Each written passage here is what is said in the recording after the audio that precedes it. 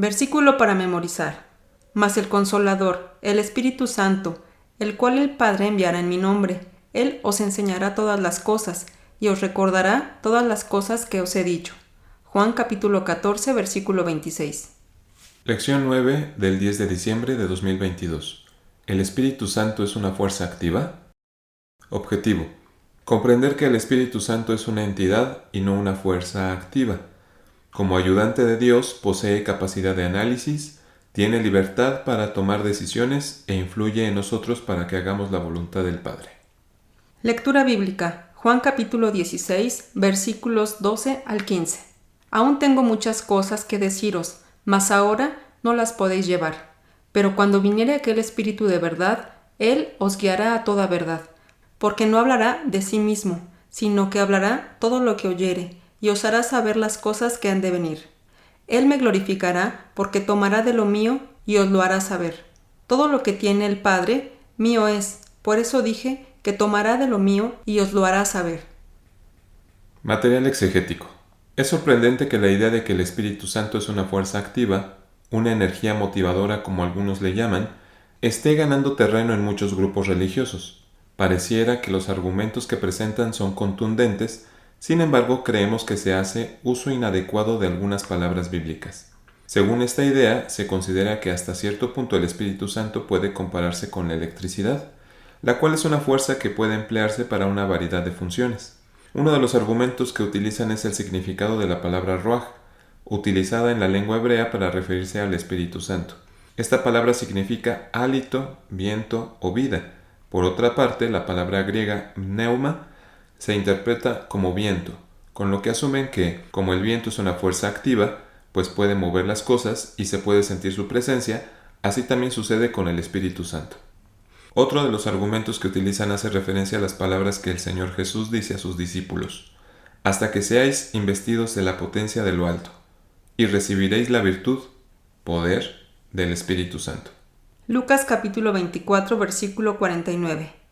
Y he aquí, yo enviaré la promesa de mi Padre sobre vosotros, mas vosotros asentad en la ciudad de Jerusalén hasta que seáis investido de potencia de lo alto. Hechos capítulo 1, versículo 8. Mas si recibiereis la virtud del Espíritu Santo, que vendrá sobre vosotros, y me seréis testigos en Jerusalén, en toda Judea y Samaria y hasta lo último de la tierra. Además, otro versículo que usan para sustentar su credo es Números capítulo 11, versículo 17. Y yo descenderé y hablaré allí contigo, y tomaré del Espíritu que está en ti, y pondré en ellos, y llevarán contigo la carga del pueblo, y no la llevarás tú solo. Dando a entender con esto que el Espíritu Santo, como fuerza activa, daba fuerza a Moisés y que era necesario dar una parte de esa fuerza a esos 70 varones que le ayudarían con el trabajo. Hay otros argumentos que se presentan para hacer ver que el Espíritu Santo de Dios no es una entidad, sino una fuerza motivadora que Dios da a sus hijos.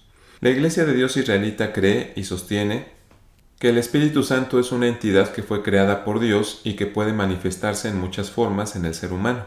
Todas ellas siempre serán con el propósito de que el hombre se regenere y logre volver a tener la imagen de su Creador. Ruaj y pneuma son dos palabras que pueden aplicarse al viento, efectivamente, pero también a Dios. En Juan capítulo 4, versículo 24, Dios es espíritu, y los que le adoran en espíritu y en verdad es necesario que adoren. se dice que Dios es espíritu y en ese versículo aparece la palabra pneuma.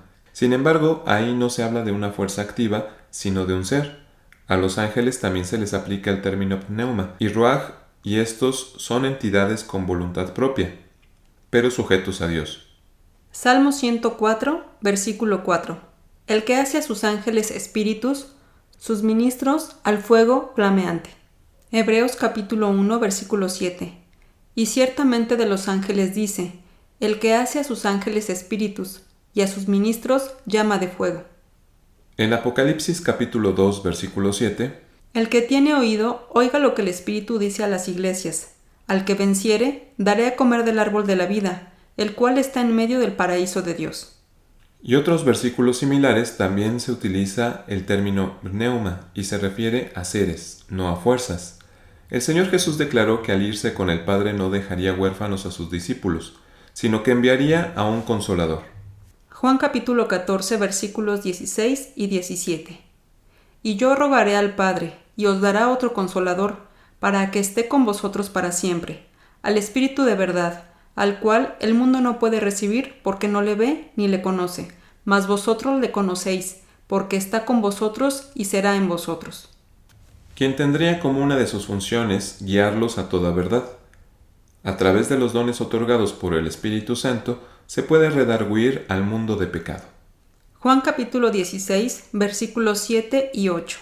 Empero yo os digo la verdad, os es necesario que yo vaya, porque si yo no fuese, el Consolador no vendrá a vosotros, mas si yo fuere, os lo enviaré.